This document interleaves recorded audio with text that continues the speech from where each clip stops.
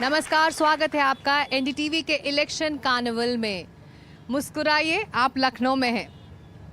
नवाबों के इस शहर में राजनीतिक पारा चढ़ा हुआ है। चुनावी सरगर्मियां जोरों पर हैं।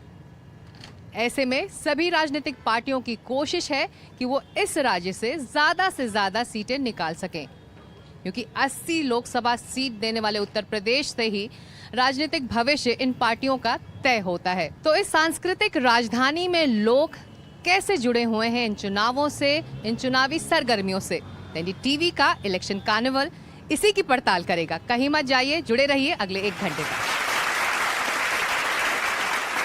उत्तर प्रदेश में चुनावी पारा चढ़ा हुआ है। हम देश के अलग अलग इलाकों से होते हुए लखनऊ पहुंचे हैं, जानने की यहाँ पर चुनावी सरगर्मियाँ कितनी तेजी से ऊपर उठ रही हैं और कितनी गर्म हो रही है उत्तर प्रदेश की राजनीति। इसी पर चर्चा करने के लिए एक बेहद खास पैनल एनडीटीवी के इलेक्शन कार्निवल से जुड़ रहा है। राकेश त्रिपाठी हैं प्रवक्ता बीजेपी के, मनोज काका प्रवक्ता समाजवादी पार्टी के और सुरेंद्र राजपूत प्रवक्ता कांग्रेस के। आप तीनों का स्वागत है। हमने उत्तर प्रदेश में इलेक्शन कार्निवल की शुरुआत की थी मेरठ से होते हुए हम पहुंचे मथुरा, फिर हम गए मैनपुरी और आज हम लखनऊ में हैं। राकेश जी, क्या है चुनावी माहौल? नब्ज आपके लिए क्या कह रहा है? देखिए, चुनाव लोकतंत्र का उत्सव होता है और लोकतंत्र के उस उत्सव में भारतीय जनता पार्टी के कार्यकर्ता पूरे दमखम से तैयार हैं। और इस बार हमने संकल्प लिया है कि तीसरी बार मोदी सरकार और अब की बार 400 पार। और इस 400 पार में उत्तर प्रदेश भी अपनी वही भूमिका निभाएगा जो राजस्थान निभाता है, जो मध्य प्रदेश निभाता है, जो हिमाचल निभाता है, जो उत्तराखंड निभाता है, जो दिल्ली निभाता है। यानी सारी की सारी सीटें नरेंद्र मोदी जी की झोली में। और इस बार उत्तर प्रदेश ने भी मन बनाया है कि 80 की 80 सीटें इस बार भारतीय जनता पार्टी की झोली में जाएंगी। यानी पूरा विपक्ष इस बार उत्तर प्रदेश में शून्य हो जाएगा और भारतीय जनता पार्टी 80 की 80 लोकसभा सीटें जीतेगी। मनोज जी और सुरेंद्र जी, आप लोग दोनों साथ हैं। अब एक अलायंस बना है, इंडिया अलायंस, ताकि बीजेपी को अपने लक्ष्य से रोका जाए। लेकिन आपसे पूछना चाहूंगी मनोज जी, उत्तर प्रदेश में क्या आप लोगों को राह आसान लग रही है? आपने जो सवाल करा कि उत्तर प्रदेश में राह आसान लग रही है नहीं लग रही है, एक वो लाइन है दुष्यंत कुमार जी की कि तेरे पैरों के नीचे जमीन नहीं, कमाल है तुम्हें फिर भी यकीन नहीं। अब मैं बेपनाह अंधेरों को सुबह कैसे कहूँ, मैं इन नज़ारों का अंधा तमाशबीन नहीं। 2014 के बाद नरेंद्र मोदी की सरकार जो अटल के विचारधारा पर नहीं है, जो अब समता के विचारधारा पर नहीं है, जो अब संविधान के विचारधारा पर नहीं है, जो सिर्फ अराजकता और उदंडता के विचारधारा पर है, जिस सरकार ने 2014 से लेकर 2024 तक गोवा से लेकर मणिपुर तक जहां जनादेश इनके खिलाफ था, 9 सरकारों को धनादेश से खरीदा हो, जिनकी केरल में स्थिति शून्य हो, पूरे कोस्टल एरिया में आंध्रा में स्थिति शून्य हो, तमिलनाडु में स्थिति शून्य हो, दिल्ली में कई बार आ रहे हो, वो कह रहे हैं 400 पार। अब इनसे संकल्प की आप बात करेंगे। पहले नरेंद्र मोदी और उनके प्रवक्ता लोग और झूठ बोलने वालों के सरदार ये संकल्प लेते थे कि अब की बार मोदी सरकार, अच्छे दिन आएंगे। अब अच्छे दिन का संकल्प गया तेल लेने, अब कोई अच्छे दिन का संकल्प ना दिखा रहा कि डीजल पेट्रोल की कीमत क्या। आप जिस जगह पे बैठी हुई हैं, अगर इसके चारों तरफ आग अगर अपना दृष्टिकोण डालेंगी, इधर जेपीएनआईसी है माननीय अखिलेश यादव जी का बनवाया, जिस संस्थान पे बैठी हैं बहुजन समाज पार्टी का बनवाया हुआ, और अगर आप उधर देखें मेट्रो माननीय अखिलेश यादव जी का, इधर स्टेडियम माननीय अखिलेश यादव जी का। तो यहाँ से लेकर के पूरे उत्तर प्रदेश का जो विकास है, जो नौजवानों के हाथ में लैपटॉप आया, वो समाजवादी पार्टी के समावेशी सरकार का है। सभी हाल ही में घोसी के उपचुनाव में समाजवादी पार्टी ने 57% वोट पाया था। लेकिन अब जो लोग अपने संकल्पों पर नहीं है, ये देश का युवा, हर घर से निकला हुआ नौजवान ये पूछेगा कि वो वही नरेंद्र मोदी थे कि अमेरिका के प्रधानमंत्री कहते थे कि देश के नौजवानों को 2 करोड़ रोजगार देंगे हर साल। अब वो संकल्प नहीं है। बेचारे 9 साल बीतने के बाद इस देश की सदन में कहे कि मैं तो 7,21,000 दे पाया हूं। तो जो संकल्प लिए थे वो हुआ नहीं। अब इनका संकल्प दूसरा है कि 400 पार 400 पार। लेकिन जनमानस का और जनता का संकल्प 700 किसान जो शहीद हुए, जो 83% लोग बेरोजगारी का दंश झेल रहे हैं, जो माताएं बहनें, यहीं उत्तर प्रदेश में हाथरस में क्या हुआ, अभी हमीरपुर में क्या हुआ, कल महोबा में एक किसान ने आत्महत्या करा, तो अब सब लोगों ने संकल्प ये लिया है कि अब की बार बीजेपी की करारी हार। कॉन्फिडेंट है समाजवादी पार्टी, और कांग्रेस ने क्या तय कर लिया है कि उत्तर प्रदेश में जो नैया पार होगी वो समाजवादी पार्टी के साथ ही हो सकती है, क्योंकि असमंजस आपके नेतृत्व में दिख रहा है। हमारे नेतृत्व में कोई असमंजस नहीं है सिकता। हम लोग पूरी तरीके से इंडिया ब्लॉक एक साथ चुनाव लड़ रहा है। 17 सीटों पर हम लड़ रहे हैं, बाकी सीटों पर अखिलेश जी लड़ रहे हैं चुनाव। और इस बार चुनाव में व्यक्तित्व की जगह पर मुद्दे प्रभावी हैं। 1 करोड़ बच्चे आज की डेट में सड़क पर हैं और बेचारे वो पेपर लीक का दंश झेल रहे हैं, चाहे वो आरओ का पेपर हो, चाहे वो पुलिस भर्ती का पेपर हो। तमाम माताएं बहनें जिनके साथ तमाम दुराचार हुए। कानपुर का एक किस्सा है, अभी शायद आपने अगर कानपुर जाएंगी तो पता चलेगा आपको कि 2 बच्चियों के साथ लगातार दबंग दुराचार कर रहे थे, उन्होंने आत्महत्या कर ली। उस दबंग के खिलाफ उसके पिता ने एक एफआईआर करी तो उसके पिता को भी आत्महत्या करनी पड़ गई। जिस तरीके की परिस्थितियां चल रही हैं, विषयांतर करने के लिए भारतीय जनता पार्टी 400 पार 800 पार, लेकिन इनकी अब की बार 400 पर करारी हार होगी, ये तो अपने आप में तय है। क्योंकि मुद्दे इस वक्त जनता के बीच में, पश्चिम से आप आई हैं मेरठ से, आपने देखा होगा वहां क्षेत्रीय पंचायतें हो रही हैं, क्षत्रियों की भी पंचायत हो रही है, अन्य जातियों की भी पंचायत हो रही है। वो क्यों हो रही है? आपके सामने है।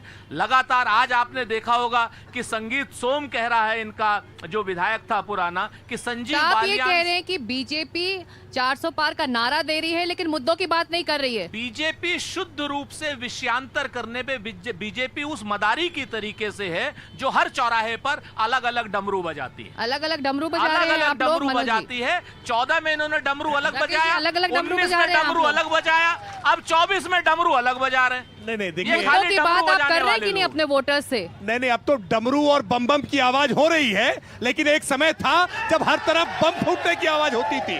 कैसे इसी उत्तर प्रदेश में हमने देखा है कि कैसे अयोध्या में बम फूटते हुए देखा है, हमने इसी लखनऊ की कचहरी में बम ब्लास्ट होते हुए देखा है। लेकिन आज कहीं पर कोई बम ब्लास्ट नहीं हो रहा है, कहीं किसी प्रकार की कोई आतंकी घटना नहीं हो रही है। और जब मनोज काका ने बोलना शुरू किया, दुष्यंत कुमार का शेर पढ़ा, तो मुझे लगा कि समाजवादी पार्टी के प्रवक्ता के भीतर कोई भाजपाई घुस गया है और इसलिए वो ये कह रहा है कि मेरे पैरों के नीचे जमीन नहीं। सच बात यह है कि समाजवादी पार्टी केवल परिवार की 5 सीटें जिता पाई थी और आज हालत यह है कि 1 सीट भी जीत पाएंगे, इस बात की संभावना दिख नहीं रही है। इन्होंने कहा कि ये चौराहे हमने बनाए हैं। सच बात यह है कि ब्रह्मोस मिसाइल ये जो खड़ी है ना, ये लखनऊ की नई पहचान है। वरना इसी लखनऊ की सड़कों पर हमने कैसे कट्टे खोज करके लड़कियों के दुपट्टे से खिलवाड़ होते देखा है, लेकिन आज परिवर्तन हुआ है कि कट्टा और दुपट्टा से कोई खेल नहीं सकता है। ब्रह्मोस की मिसाइल चलेगी, AK असॉल्ट राइफल अमेठी में बनेगी और वेबलैंड स्कॉट की रिवॉल्वर संडीला में बनेगी। आज कहीं मेड इन बंभौर आजमगढ़ से कोई देसी कट्टे नहीं बनते, ये कट्टों का व्यापार नहीं होता है। अराजकता को उखाड़ के फेंका है, विकास के साथ जोड़ने का काम किया है और देश के युवाओं को ये पूछ रहे थे पर्चा लीक होता है। सच बात यह है कि 40,000 शिक्षक बेसिक शिक्षा में फर्जी तरीके से भर्ती करने का काम इनकी सरकार ने किया था। हमारी सरकार ने अगर पर्चा लीक हुआ तो हमने परीक्षा को रद्द करने का काम किया है। हम युवाओं के भविष्य के साथ कोई खिलवाड़ नहीं होने देते। सच बात यह है कि बेरोजगारी की दर समाजवादी पार्टी के शासनकाल में 17.4% थी और आज योगी आदित्यनाथ जी की सरकार में 2% के नीचे है। हमने उत्तर प्रदेश के युवाओं के मन के भीतर निराशा थी, उस निराशा को आशा में बदलने का काम किया है। हमने आज कानून का राज स्थापित करने का काम किया है और पूरी दुनिया के सामने भारत का मस्तक से ऊंचा करने का काम किया है। राकेश जी, योगी जी की सरकार में भी तो पेपर लीक हो रहे हैं। बच्चों की परेशानी तो इस सरकार के कार्यकाल में भी हो रही है। नहीं, हमने देखिए, मैंने इस बात को स्वीकार किया कि अगर कहीं कोई कमी हुई है, कोई खामी की हुई है तो हमने स्वीकार किया है। पर्चा लीक करने वालों पर रासुका तामील किया है, गैंगस्टर और गुंडा एक्ट लगाने का काम किया है। लेकिन संगठित अपराध के तहत सरकार के संरक्षण में अगर पर्चे लीक होते थे तो उसकी जवाबदेही कौन लेगा? राजस्थान में फर्जी तरीके से दरोगा भर्ती होकर के थानों में लोगों पर उसकी जिम्मेदारी, पर अभी जो उत्तर प्रदेश में जो हो रहा है उसकी जिम्मेदारी भी तो बीजेपी को लेनी होगी। निश्चित तौर पर हम जिम्मेदारी लेंगे और इसीलिए हमने पर्चा लीक नहीं हुआ तो शिकायत को हमने संज्ञान लिया, पर्चा रद्द करने का काम किया, नई तारीख घोषित करने का काम किया। किसी विद्यार्थी के हित पर कोई चोट नहीं होने पाए, गलत तरीके से कोई भर्ती न होने पाए, भाई भतीजावाद के आधार पर, जातिवाद के आधार पर, पैसे के आधार पर भर्ती नहीं होने पाएगी। मुद्दों को लेकर बीजेपी कह रही है कि वो चुनावों में उतरी है, लेकिन हकीकत ये भी है कि इंडी अलायंस का जो शीर्ष नेतृत्व है वो क्यों नहीं इन मुद्दों को लेकर, अपने विरोधों को लेकर जनता के बीच जा रहा है? कहाँ है इंडिया अलायंस के बड़े चेहरे जो जनता के बीच उतरे इस वक्त? क्योंकि अगर नरेंद्र मोदी हैं या फिर अमित शाह है या फिर बीजेपी के तमाम बड़े चेहरे हैं, अगर वो चुनावी दौरे कर रहे हैं तो उस तरह का चुनावी दौरा इंडिया अलायंस की तरफ से दिख क्यों नहीं रहा है देश भर में? नहीं, मैं समझता हूं कि आपको दृष्टिकोण है आपका, और आप देख रही होंगी, आप मैनपुरी में गई होंगी तो आपको पता चल रहा होगा कि गांव-गांव वहां तो हमारी नेता जा रही हैं, और अभी कल ही माननीय राष्ट्रीय अध्यक्ष जी की पीलीभीत में रैली है। देखिए, आपने मुद्दों की बात करा, हम लोग सवाल करने की सभी तरह के स्वतंत्रता का सम्मान करते हैं। इसी उत्तर प्रदेश में आप जहाँ पर हैं, अभी आरओ का पेपर लीक हुआ, आप समझिए कि 417 पदों के लिए यहाँ 12 लाख लोगों ने करा। अभी पुलिस के 60 लाख लोगों का पेपर लीक हुआ, और ये सरकार संरक्षित पेपर लीक हो रहा। जिन लोग पेपर लीक में शामिल हैं वो उत्तर प्रदेश के उप मुख्यमंत्री के साथ उनकी फोटो है। क्या मैं ये गलत कह रहा हूँ कि 83% लोग बेरोजगार हैं? क्या ये सच नहीं है कि उत्तर प्रदेश, इनको आंकड़े पढ़ने चाहिए, महिलाओं के खिलाफ अपराध में एनसीआरबी के आंकड़े हैं कि उत्तर प्रदेश प्रथम नंबर पर है, किसान सबसे ज़्यादा बेबस है। हाँ, यहाँ उन्माद फैलाने में है। ये जो मुद्दे हैं, ये साझा घोषणा पत्र में इंडिया अलायंस की तरफ से क्यों नहीं सामने आ रहे? समाजवादी पार्टी अपना अलग घोषणा पत्र जारी कर रही है, आप लोग अपनी बातें अलग से कह रहे हैं। एक साझा घोषणा पत्र हो तो भी जनता को समझ में आए ना कि ये अलायंस ये वादे कर रही है। सिकता, आपकी बात से मैं सहमत हूं, और आपको शायद पूरी जानकारी मैं दे दूं कि अभी हमारा घोषणा पत्र जारी हुआ है, कल समाजवादी पार्टी का घोषणा पत्र जारी हुआ है, इसके बाद सारे दलों के साथ मिलकर के कॉमन मिनिमम प्रोग्राम होगा। 90% घोषणा पत्र अगर आप ध्यान से देखेंगी तो वो सारा का सारा सबका समान है। चाहे वो 1 लाख रुपए महिलाओं को, गरीब महिलाओं को 1 साल में देने की बात हो, चाहे युवाओं को अप्रेंटिसशिप का अधिकार देने की बात हो, 1 लाख रुपए अप्रेंटिसशिप देंगे, चाहे वो 30 लाख पद जो हैं हम पूरे देश के 1 साल में जो सरकारी पद हैं वो भरेंगे, चाहे किसानों को एमएसपी की गारंटी देने की बात हो, चाहे महिलाओं को सम्मान देने की बात हो, और चाहे युवाओं को रोजगार के अधिकार देने की भी बात हो। हम 1 लाख कहते हैं, समाजवादी पार्टी 3000 पर मंथ कह रही है, लेकिन साझा घोषणा पत्र हमारा जल्दी आएगा। एक बात आपने और कही, आपने कहा कि साहब बड़ी बड़ी रैली, हमारे पास संसाधन नहीं है।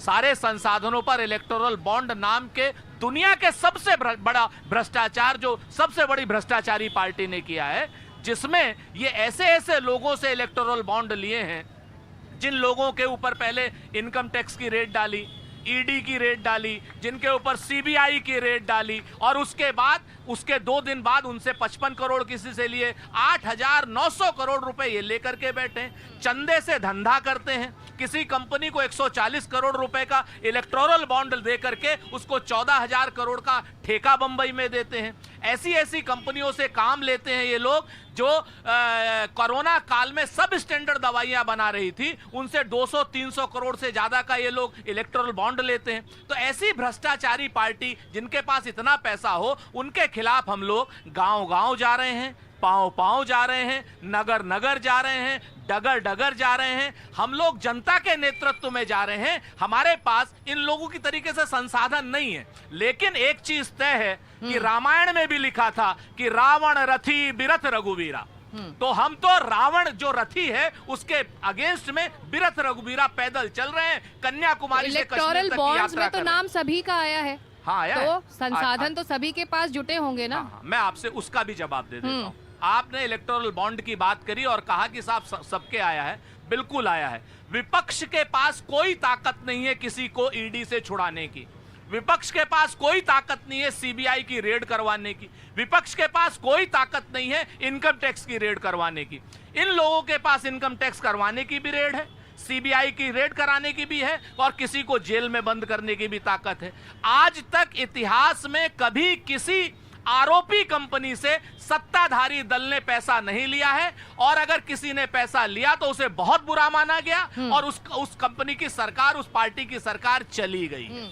ऐसे भ्रष्टाचारी लोग आज की डेट में ये तो रैली करेंगे, हम लोग तो पैदल चलेंगे। संस्थाओं का इस्तेमाल कर रही है बीजेपी विरोधी पार्टियों को डराने के लिए, यह आरोप लग रहा है ऑपोजिशन से। देखिए, बड़ा दुर्भाग्यपूर्ण है ये राहुल गांधी जी की पार्टी कभी मुद्दों को समझ नहीं पाती है और इसीलिए जनता के बीच में जाती है तो मुंह की खाती है। अब ये इलेक्टोरल बॉन्ड का नया सिगुफा लेकर के आए हैं। सच ये है कि 20,000 करोड़ रुपए के इलेक्टोरल बॉन्ड जारी हुए, 6,000 करोड़ के electoral bond Bharatiya Janata party को मिले हैं और 14,000 करोड़ के इलेक्टोरल बॉन्ड विपक्ष को मिले हैं। ये जाकिर नाइक से नगद में चंदा लेना चाहते हैं, नगद का धंधा करना चाहते हैं, क्योंकि भ्रष्टाचार की संभावनाएं उसमें ज्यादा होती हैं। दुर्भाग्यपूर्ण है कि इनको कोई मुद्दे नहीं मिलते हैं, ये मुद्दा विहीन विपक्ष। और अभी मनोज काका जी कह रहे थे देना चाह रहे हैं जी, नहीं, चूंकि आरोप दो लोग लगा रहे हैं तो जवाब पूरा दे दे। चूंकि दो आरोप लगाए। एक मिनट, छोटी सी बात ले लीजिए, आप फैक्चुअली करेक्ट हो जाइए राकेश जी, क्योंकि आप सभ्य इंसान हैं, वकील हैं। 20,000 करोड़ के इलेक्टोरल बॉन्ड में भारतीय जनता पार्टी ने 9,000 करोड़ रुपए का चंदा उनको मिला है और उनके सहयोगी दलों को लगभग 7,000 करोड़ का चंदा मिला है। ये अपने आप में पूरी तरह से झूठ है, ये पूरी तरह से झूठ है, बिल्कुल, ये पूरी तरह से झूठ है, ये कोई आदमी चेक कर ले। सच बात ये है कि 8,992 करोड़ का सवाल पूछ रहा हूं, जो है भारतीय जनता पार्टी को मिला है, कहने से नहीं माना टीआरएस को मिला है, आपके कहने से नहीं माना जाएगा। ये सारी बातें पब्लिक डोमेन में है। इलेक्टोरल बॉन्ड के चंदे की जानकारी इलेक्शन कमीशन की वेबसाइट पर है। आप इस तरह से झूठ नहीं बोल सकते। मित्रों से कहता हूं, अब चेक कर लीजिए, आपने अपनी बात, मुझे आपके ऊपर भी भरोसा, आपने अपनी बात कह ली, मुझे भारतीय जनता पार्टी के नेताओं पर भी भरोसा। दो लोग चूंकि इंडिया लाइन से हैं, आप दो लोग डबल बोल रहे हैं। नहीं, आप डबल लोग बोल रहे हैं। नारे लगाने के लिए बताया जा रहा है, आपने लोग पैसा खा रहे हैं करके फिर पूरी बात आप करेंगे। आप आपने आरोप लगाया, इनका जवाब ले लेते हैं। बात सुनिए, देखिए मनोज काका ने कहा कि उन्माद की सरकार है। सच ये है कि उत्तर प्रदेश के हर जिले में दंगा होता था जब अखिलेश यादव की सरकार थी, हर जिले में कर्फ्यू लगता था जब अखिलेश यादव की सरकार थी। आज अब ये तरीका ठीक नहीं होता। अब मनोज भाई ये ठीक नहीं होता, हल्ला बोल मत करिए, हल्ला बोल मत करिए, ये तरीका ठीक नहीं होता ना। ये आप सवाल उठाते हैं तो जवाब सुना चलिए कभी आप बोल रहे हैं, कभी आप बोल रहे हैं। राकेश जी, मनोज जी, ये इलेक्टोरल बॉन्ड का मुद्दा, चलिए हम जो आगे आपने सवाल उठाया था, आपको चुपचाप सुन रहे थे ना।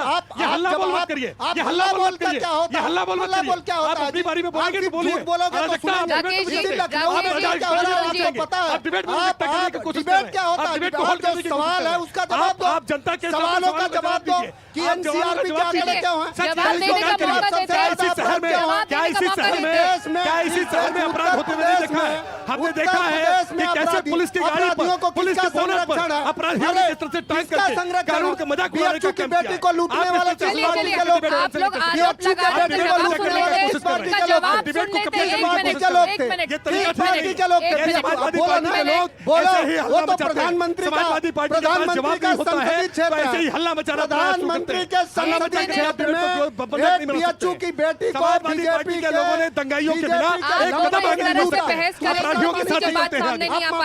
ये इन्होंने रोज रहे, इनको रोकिए, इनको रोकिए, इन्होंने बीच में बोलने का काम शुरू किया। ये इन्होंने बीच में बोलने का काम शुरू किया। बात रख चुके हैं, ये गलत तरीके से कर रहे हैं। माफी इनको मांगनी चाहिए, आरोप आप गलत दोनों तरीके लगा से रहे बोलते हैं। हैं। चलिए आप अपना जवाब दीजिए, फिर आगे बढ़ेंगे। मैं इतनी बात कहूंगा कि सच ये है कि समाजवादी पार्टी के शासनकाल में उत्तर प्रदेश में प्रधानमंत्री आवास के तहत 17,000 एप्लीकेशंस केवल इन्होंने विचार के लिए केंद्र को भेजी थी और 70 लाख आवास आज प्रधानमंत्री मोदी जी ने गरीब लोगों के घर पहुंचाने का काम किया है। हमने जनता के बीच में काम किया है, गरीबों के लिए हमने काम किया है। आज उनके घरों में पेयजल पहुंचाने का काम किया है। गरीबों के जीवन में क्रांतिकारी बदलाव नरेंद्र मोदी जी लेकर आए हैं और हमने जो किया है उस रिपोर्ट कार्ड के आधार पर आ रहे हैं। वरना 2017 के विधानसभा चुनाव में जब इन्हें रिपोर्ट कार्ड देना था तो चाचा भतीजे की जंग छेड़ दी थी ताकि हिसाब न देना पड़े। ये कभी हिसाब नहीं देना चाहते, ऐसे ही हल्ला बोल करते हैं। इस बहस को आगे बढ़ाएंगे, दूसरे मुद्दे को भी छुएंगे, इस बहस को आगे बढ़ाएंगे। हम बात करेंगे टिकट बंटवारे की। टिकट बंटवारे को लेकर क्या कंफ्यूजन है कि समाजवादी पार्टी और कांग्रेस भी एक साथ अपने उम्मीदवारों का ऐलान नहीं कर पा रही है। अमेठी रायबरेली को लेकर इतना असमंजस, इतना कंफ्यूजन, या फिर क्या है? ये असमंजस का शब्द मैं बार बार आपके लिए इस्तेमाल कर रही हूँ। दो चीजें बड़ी साफ हैं। हमारे ऊपर तो इतना आप द्रोण तक से आंखें रखती हैं। हाँ। भारतीय जनता पार्टी को देखिए, अभी तक रायबरेली का कर दिया क्या इन्होंने? अभी तक ब्रजभूषण शरण सिंह को कर दिया क्या आप इन्होंने? लोगों का इंतजार कर रहे हैं। रुक जाइए, फिर वही अब शायद तो हो सकता है हम इनका इंतजार कर रहे हो। अरे वाह, आप मेरी बात समझिए ना। देखिए, हर पार्टी में अपने अपने नीति नियम हैं और हमारे पास उतने संसाधन नहीं है। हम फिर से कहते हैं, हम इस वक्त विरत होकर के जो कहते हैं ना, बार बार मैं कह रहा हूं कि रावण रथी बिरथ रघुवीरा, आप रथ पे चलिए, हमें कोई दिक्कत नहीं है। हम लोग तो पैदल चल रहे हैं और हम आपके हिसाब से नहीं कर सकते, हम अपने हिसाब से करेंगे और हमारे और इनके बीच में कोई कंफ्यूजन नहीं। अब इनका कंफ्यूजन तो आप इस चीज को देखिए, राकेश भाई इतने सभ्य इंसान बेचारे, जिस ओम प्रकाश राजभर के लोगों ने गालियों से नवाजा, ओम प्रकाश राजभर के लड़कों ने भी, उनके प्रवक्ताओं ने भी, आज की डेट में उन्हीं का ये क्या नाम जो है सपोर्ट करने के लिए मजबूर है। अरे अभी चिरकुट पार्टी बता रहे थे, अभी चिरकुट पार्टी बता रहे थे, चिरकुट पार्टी के चालू नेताओं के बारे में अभी आपने मध्य प्रदेश के चुनाव में कहा है।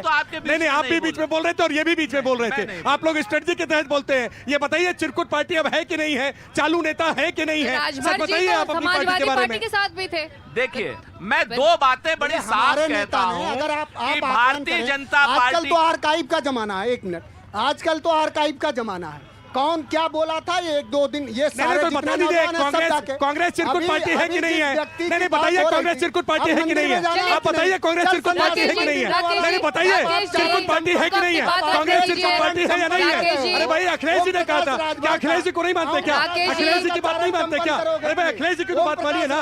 अखिलेश जी कह रहे हैं कि कांग्रेस चिरकुट पार्टी है, अखिलेश जी कह रहे हैं कांग्रेस चिरकुट पार्टी है। राकेश जी, उनको अपनी बात रखने दीजिए, मैंने उनसे एक सवाल पूछा है। ये बताएं कि अखिलेश जी जो कह रहे थे, चलिए मैंने उनसे एक सवाल पूछा, मेरे सवाल का जवाब देने दीजिए प्लीज। जो लोग सिक्ता इस देश में मुस्लिम लीग के साथ सरकार बना चुके हो, जो लोग पीडीपी के साथ सरकार बना चुके, वही राजभर इनको कहता था, इनके मुख्यमंत्री को, कि चल सन्यासी मंदिर में। चुनाव का दिन ज्यादा दूर नहीं है, प्रचार का वक्त है।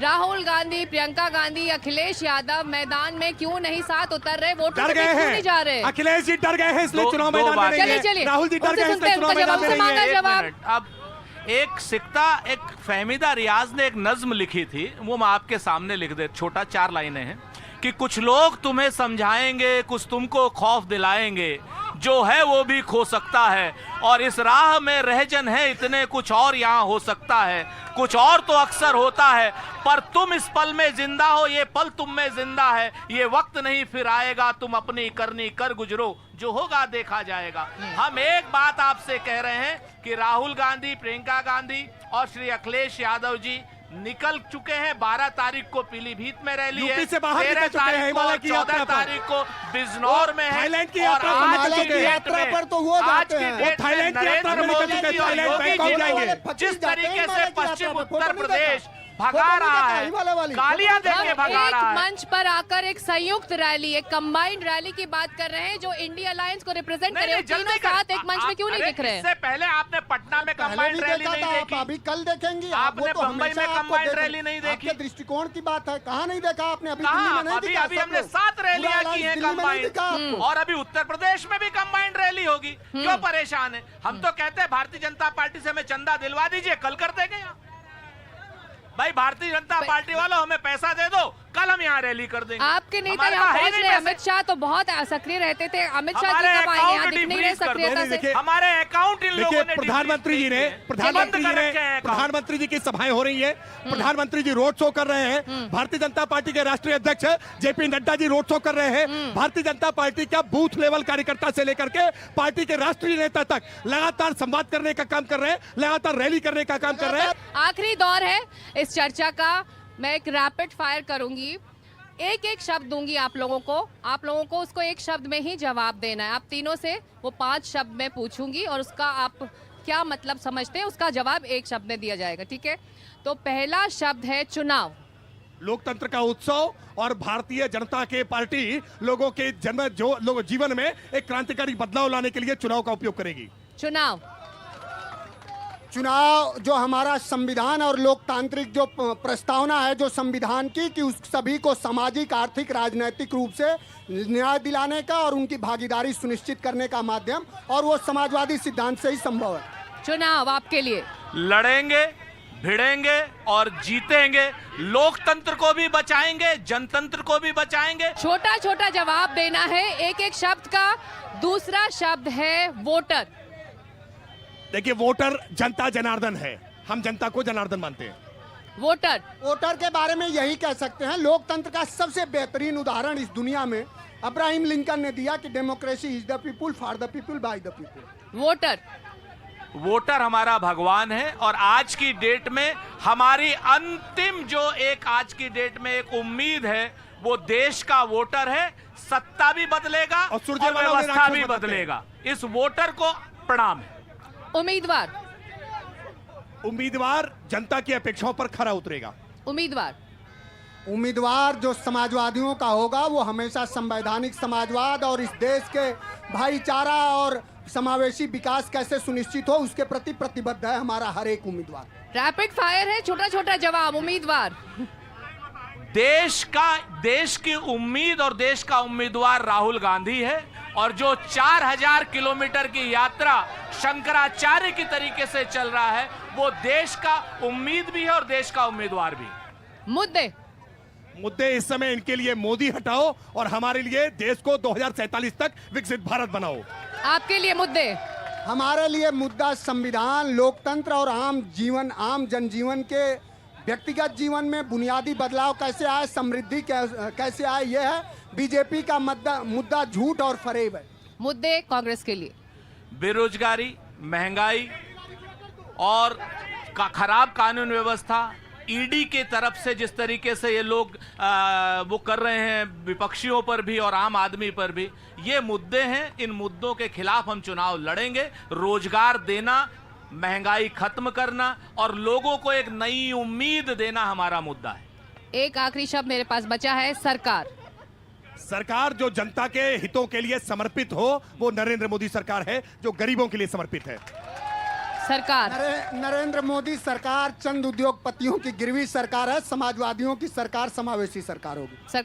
हम नरेंद्र मोदी जी से कब्जा छीन करके, बाकी सारे उद्योगपतियों से कब्जा छीन करके देश में करोड़ों उद्योगपति बनाएंगे। हम ऐसी सरकार लाएंगे, रोजगार परक सरकार लाएंगे। चलिए, ये रैपिड फायर खत्म होता है और ये चर्चा भी। राकेश त्रिपाठी, मनोज काका, सुरेंद्र राजपूत, आप तीनों का शुक्रिया इस बेहतरीन चर्चा के लिए, इस डिबेट के लिए शुक्रिया।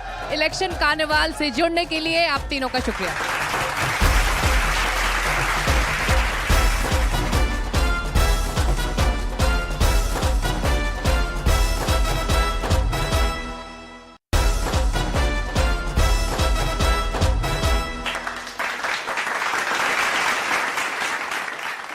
आप देख रहे हैं एनडीटीवी का इलेक्शन कार्निवल और लखनऊ जो देश की सांस्कृतिक राजधानी भी है और यहाँ का अवधी लोकगीत दुनिया भर में मशहूर है। इलेक्शन कार्निवल से अब जुड़ रहे हैं दीपक सिंह जो अवधी गाते हैं और इनके जो गीत हैं वो दुनिया भर में मशहूर हैं। देश विदेश में लोग इन्हें बहुत सुनते हैं। इलेक्शन कार्निवल में जुड़ने के लिए शुक्रिया दीपक। लेकिन अवध और संगीत को क्या अलग किया जा सकता है? कभी नहीं। बहुत बहुत धन्यवाद आपका। एनडीटीवी के माध्यम से जितने भी दर्शक जुड़े हैं उन सबको मेरा सादर नमस्कार। और जैसा कि हम सब अवध में उपस्थित हो चुके हैं और अवध में हम आए और भगवान श्री राम के नाम का जयकार न लगे कैसे हो सकता है। बोली सियावर रामचंद्र की। आइए, भगवान राम के जन्म का एक सोहर, जैसा कि रामनवमी भी आने वाली है तो सबसे पहले एक राम जन्म का सोहर और तत्पश्चात एक मतदाता जागरूकता अभियान का गीत सुनाएंगे। नौमी तिथि अति शीत ना घाम, नौमी तिथि अति शीत न घाम, भय प्रगट दीन दयाल। अरे बाजत अवध बधैया दशरथ घर, सोहर दशरथ घर सोहर हो। बाजत अवध बधैया दशरथ घर, सोहर दशरथ घर सोहर हो। के हो जन्मे है दीन दयाल, दोनों कुल तारन, दोनों कुल तारन हो। रे रामा जन्मे है दीन दयाल, दोनों कुल तारन, दोनों कुल तारन हो।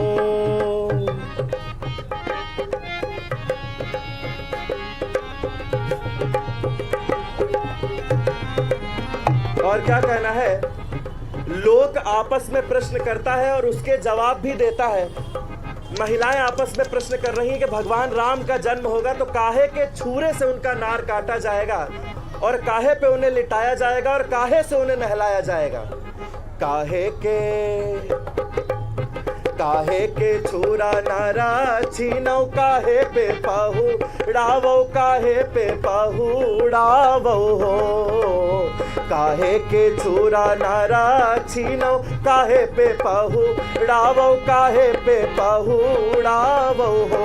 ए हो का पहिरावो, काहे से नहवावो, का पहिरावो नहवावो हो। और देखिए उसका जवाब दे रही हैं और वो जवाब क्या है? सोने के छुरा नारा छीनो, गंगा जल नहावावो, गंगा जल नहावावो हो। हर किसी को पता है कि सोना एंटीसेप्टिक होता है, अगर उससे किसी प्रकार का कट लगेगा तो कोई भी इन्फेक्शन नहीं होगा। हमारे पूर्वज इस प्रकार से हमारी सारी रस्मों को बनाते हैं। और क्या कहना है? सोने के छुरा नारा छीनो, गंगा जल नहावावो, गंगा जल नहावावो हो।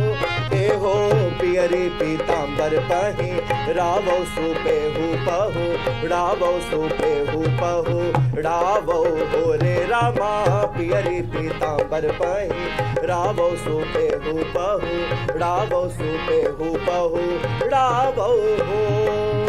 बाजत अवध बधैया दशरथ घर, सोहर दशरथ घर, सोहर हो, सोहर हो, सोहर हो। सर मौसम का पारा चढ़ा हुआ है, बहुत गर्मी है जी जी। और चुनावी मौसम भी है, लोगों को घर से निकलना है, जी जी। पोलिंग बूथ तक जाना है, जी। तो निकलेंगे लोग घर से? आप क्या सोचते हैं? बिल्कुल बिल्कुल निकलेंगे और हम लोग कलाकार सदैव इस कार्य के लिए तत्पर रहते हैं कि हमारा जो लोक जनमानस है वो जागरूक हो और अपने अधिकारों को जाने, अपने अधिकारों को समझे। तो एक गीत मैं सुना रहा हूं हमारे सभी एनडीटीवी के दर्शकों के लिए। हो काहे घर में तू बैठे अले साथ हो।